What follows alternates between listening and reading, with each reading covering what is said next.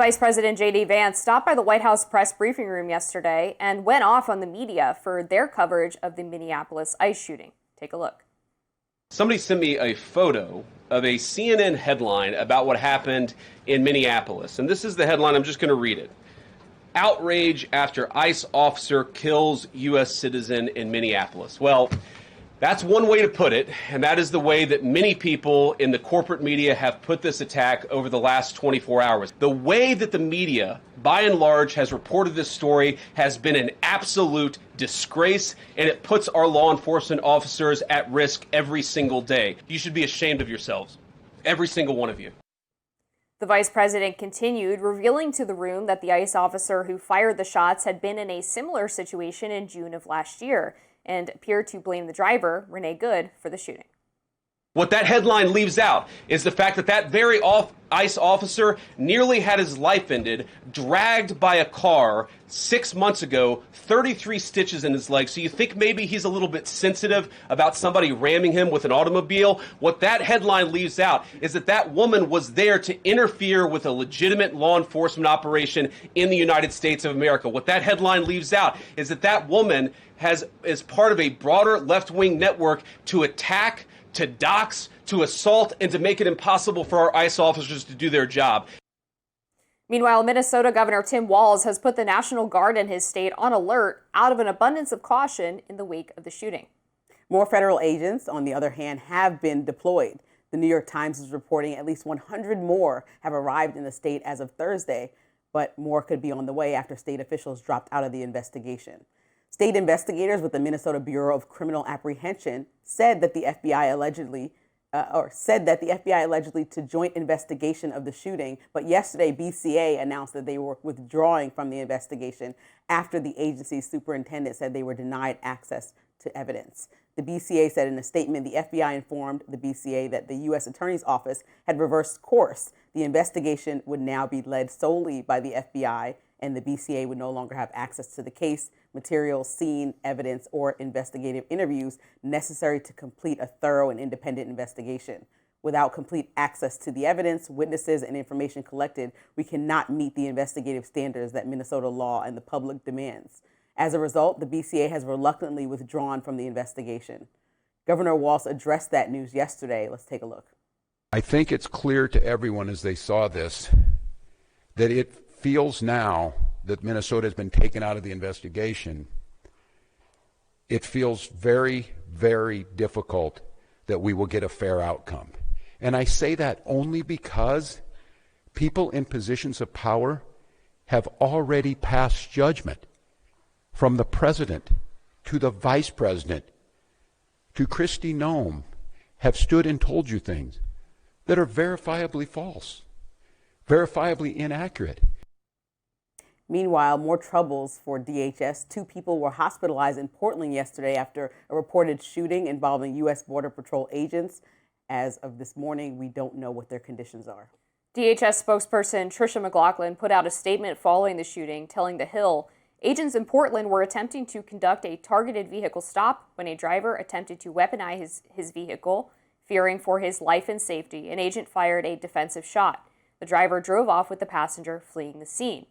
DHS also said the driver is believed to be a member of Tren de Aragua, but local leaders have pushed back on that idea. Oregon Senator Jeff Merkley urging protesters to stay peaceful in response to the shooting, writing in part on X, quote, huge concern about a reported shooting of 2 individuals by federal agents outside Portland Adventist Hospital. Please keep protests of Trump ICE CBP peaceful as Trump wants to generate riots. Don't take the bait.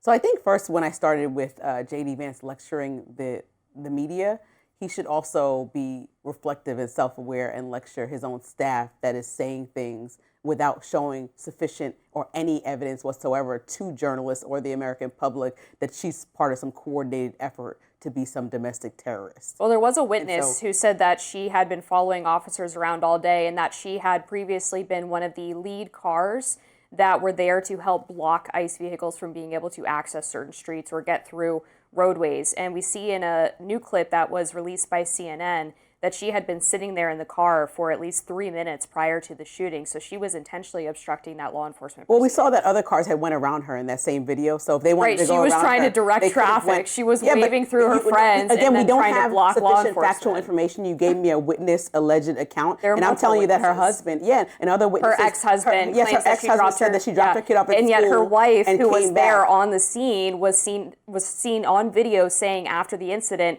"I'm the one who brought her here to the protest. It's my fault." Right, so she could be crying she lost her wife because she was killed by an officer. Right, but she's admitting that they had gone there not because they got caught up in an ICE operation driving home from dropping their kid off to school. They went there intentionally. Yeah, but again, we don't have any facts. We have two witnesses' accounts that conflict one another. We know the wife saying the ex-husband's not a witness. He wasn't there. Yeah, but he's telling you that his wife could have called him. You think that as a mom, you have communication with people that you have children with to say what you're doing or what your morning looks like? That's not that absurd. But so I think that perhaps first-hand they could witness have on the scene is obviously yes, and another witness evidence. on the scene just told NPR that the officer told her to move on, get out of the street. So if you're saying she's obstructing justice and one officer told her to move on and she's backing up to move on and the other one said stop, then that's also a conflicting account. Maybe she was leaving because she was told to leave. So again, we don't have sufficient information and J.D. Vance is yelling at the press and not yelling at his own administration. So that's my biggest issue with his statement. But also, I think people need to understand what federal agents are trained in, because after Robbie and I had that dialogue yesterday,